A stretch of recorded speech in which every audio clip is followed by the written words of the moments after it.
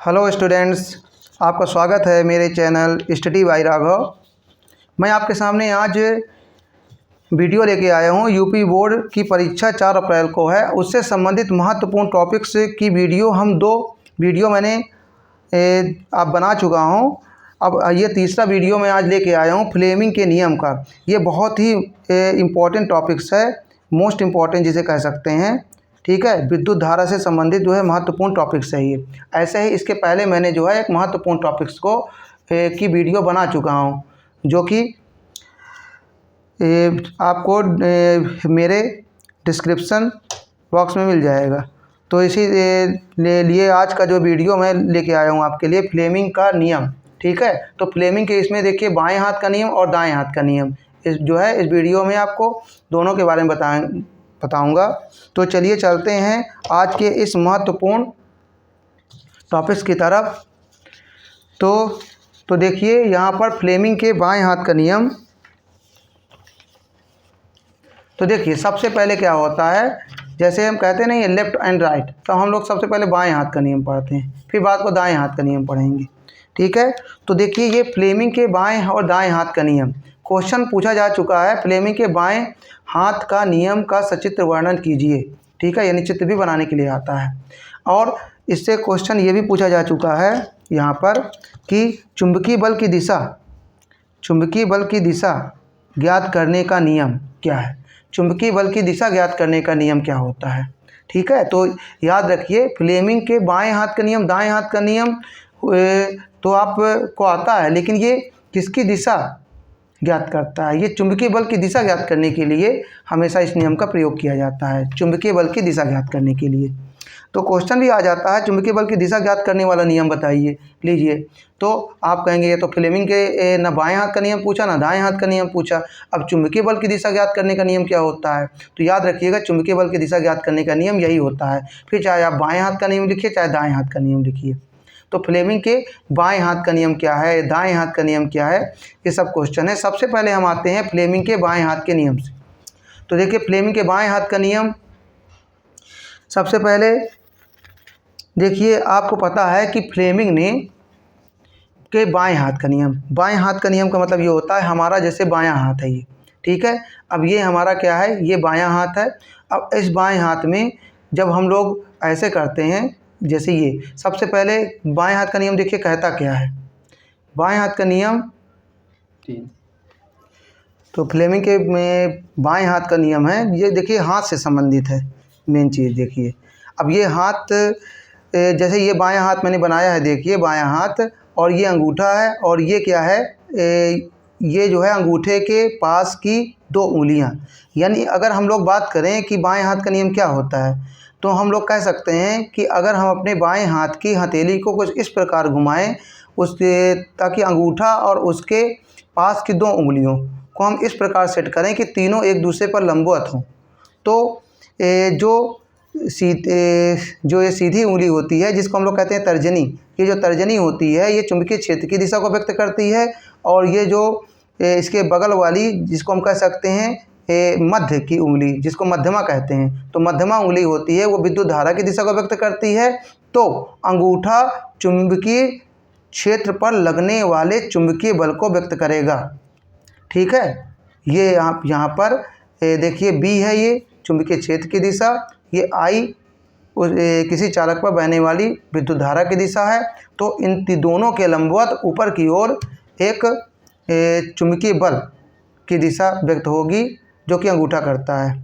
तो यहाँ पर यही चीज़ बस लिख देना है और चित्र बना देना है आपको। यदि हम अपने बाएं हाथ की हथेली को इस प्रकार फैलाएं कि अंगूठा इसके बगल वाली उंगली यानी तर्जनी उंगली तथा इसकी भी बगल वाली उंगली मध्यमा उंगली को एक दूसरे के लंबवत हो जाएं, तब तर्जनी उंगली जो है चुंबकीय क्षेत्र की दिशा को व्यक्त करेगी, मध्यमा उंगली विद्युत धारा की दिशा को व्यक्त करेगी। देखिए मध्यमा उंगली विद्युत धारा की दिशा को और अंगूठा चालक पर लगने वाले चुंबकीय बल F की दिशा को व्यक्त करेगा यहाँ पर।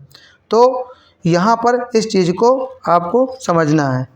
तो देखिए मैंने आपको यहाँ पर चित्र भी बना के दिखाया है, और आपको इस तरह का चित्र भी बनाना है। और यहाँ पर देखिए इसका अनुप्रयोग क्या होता है, विद्युत मोटर में विद्युत मोटर में इसका अनुप्रयोग किया जाता है यहाँ पर।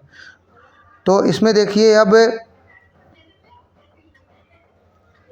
देखिए यहाँ पर जैसे ये मेरा हाथ है, बायां हाथ है, इसमें मैंने क्या किया, इसमें देखिए ये मेरा अंगूठा है और ये 2 उंगलियां हैं। मैंने इसको कुछ इस प्रकार सेट किया, ये एक दूसरे के लंबवत हो जाए। ठीक है, तो जैसे यहाँ पर एक दूसरे के लंबवत करना है तो कुछ मैं इस प्रकार इसको सेट करूँगा कि एक दूसरे के लंबवत हो जाए। तो देखिए ये एक दूसरे के लंबवत हो गए। तो यहाँ पर इसी प्रकार देखिए दिखाया गया है ये। तो ये देखिए आई है, ये आई है, ये और ये चुंबकीय क्षेत्र है। और देखिए इस पर जो है इन दोनों के लंबवत ऊपर की ओर ये जो बल लग रहा है, ठीक है, यानी ये चुंबकीय बल की दिशा को व्यक्त कर रहा है अंगूठा। और ये जो उंगली है जिसको तर्जनी उंगली कहते हैं, तो ये चुंबकीय क्षेत्र की दिशा को व्यक्त कर रही है। और यहाँ पर ये जो आई है ये विद्युत धारा की दिशा को व्यक्त कर रही है।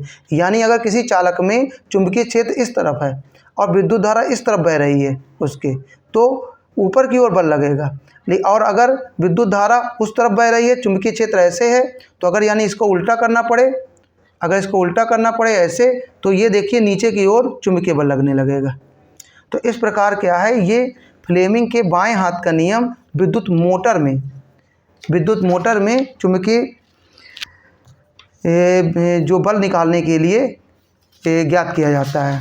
तो देखिए विद्युत मोटर में क्या होता है, जैसे विद्युत मोटर होती है ये यहाँ पर, तो ये आयताकार कुंडली होती है, यहाँ पर विद्युत धारा को पास कराया जाता है। देखिए विद्युत धारा बहती है तो विद्युत धारा यहाँ पर बह के इस डायरेक्शन में आती है।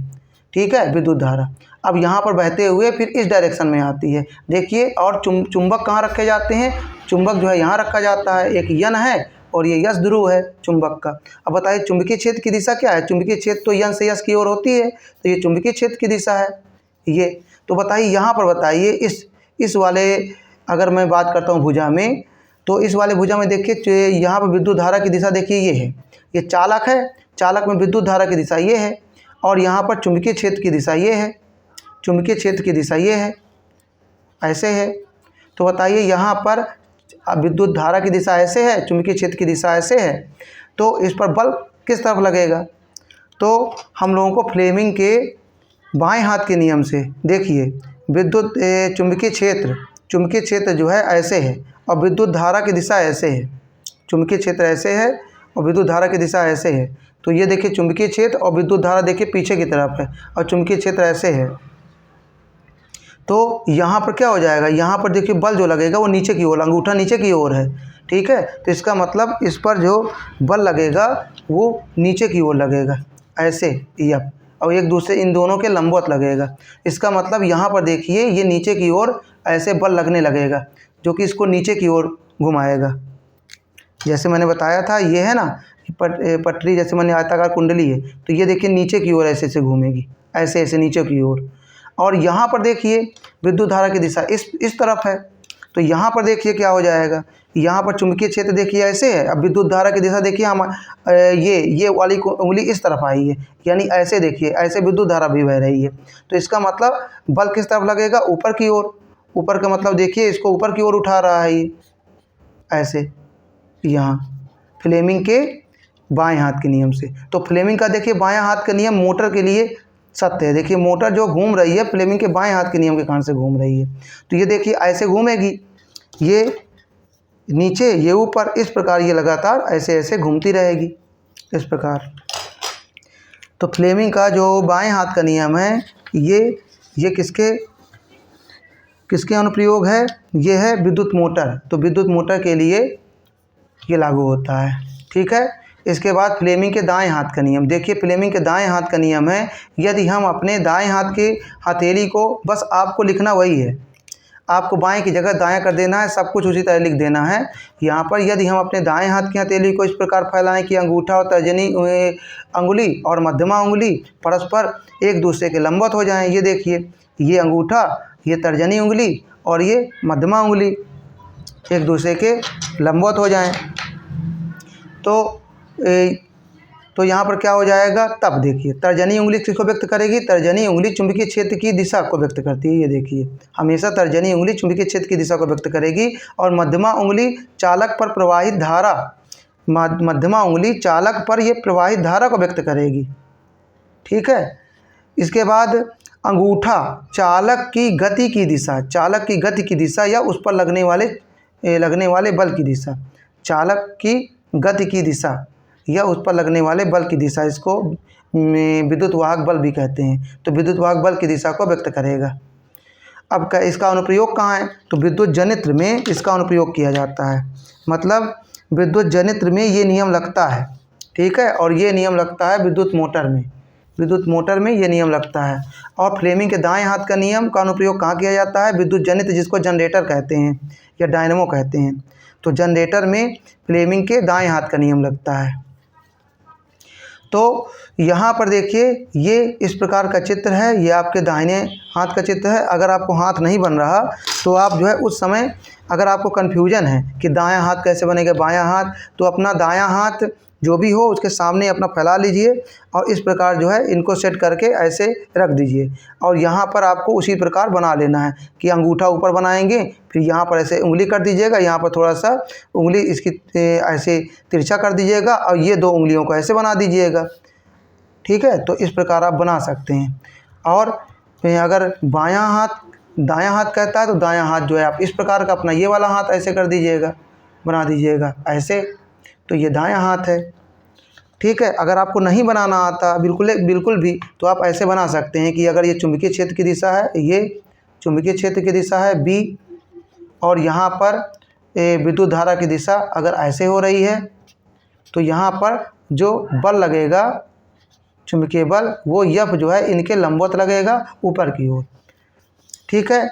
और यहाँ पर क्या होता है कि चुंबकीय क्षेत्र की दिशा अगर ऐसे है ये यहाँ पर, तो अगर यहाँ पर विद्युत धारा की दिशा इस प्रकार है और चुंबकीय क्षेत्र की दिशा इस प्रकार है, तो ऊपर की ओर एक बल लगेगा। तो यहाँ पर B, I और F आप लिख दीजिएगा और इस प्रकार भी बना सकते हैं। कुछ ना कुछ तो ज़रूर बनाना पड़ेगा जब अगर चित्र आता है बनाने के लिए। तो देखिए फ्लेमिंग के बाएं और दाएं हाथ का नियम ये बहुत ही महत्वपूर्ण टॉपिक्स है, आप इसको ज़रूर पढ़ लीजिएगा। ये हर बार इससे बन के प्रश्न आते हैं और इस बार भी आने की पूरी उम्मीद है। तो दोस्तों आज का ये वीडियो आपको अगर अच्छा लगा हो तो प्लीज़ कमेंट करिए और आप चैनल को सब्सक्राइब करिए और वीडियो को प्लीज़ लाइक करिए। और आपके लिए मैं इससे भी बहुत ही अच्छी कुछ वीडियो जो साइंस से रिलेटेड हैं, बहुत इम्पोर्टेंट हैं, तो वो भी वीडियो वगैरह जो है मैं आपको लेके आने वाला हूँ। और उसको आप जो है ज़रूर पढ़िए और परीक्षा में अच्छी परफॉर्मेंस करिए। Okay, thank you.